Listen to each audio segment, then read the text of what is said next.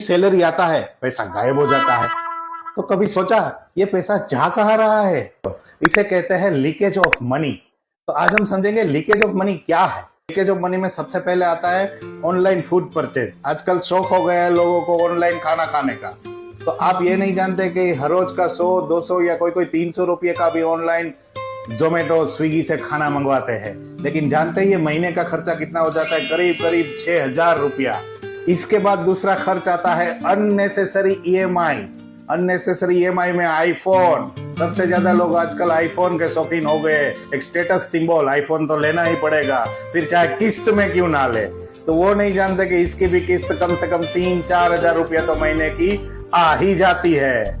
इसके बाद leakage of money आता है अननेसेसरी सेल पे शॉपिंग करना। आजकल महिलाओं को खास करके 50% सेल आया है, मॉल में ये कपड़े सस्ते मिल रहे हैं, तो बगैर जरूरी भी अनवांटेड कपड़े खरीद के आते हैं। इसके बाद आ जाता है अननेसेसरी खर्चा कि हर वीकेंड पे पार्टी चाहिए, संडे है, सैटरडे है तो दोस्तों के साथ घूमना है।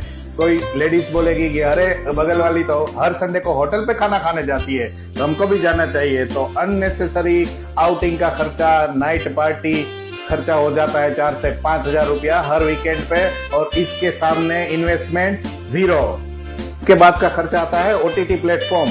अननेसेसरी ओटीटी पे रजिस्टर किए हुए हैं, सब्सक्रिप्शन लिए हुए हैं, प्राइम का, फिर अमेजोन का, नेटफ्लिक्स का। जिम का सब्सक्रिप्शन लेते हैं, जिम में जाते हैं और कभी सुबह उठते ही नहीं है और जिम के पैसे वेस्ट जा रहे हैं। तो ऐसे फालतू के अननेसेसरी खर्चों से हमें बचना चाहिए। दोस्तों याद रखो, आपकी इनकम कम नहीं है, आपका प्लानिंग कम है। आज से ही अननेसेसरी एक्सपेंस बंद करो और आपका फ्यूचर सिक्योर करो।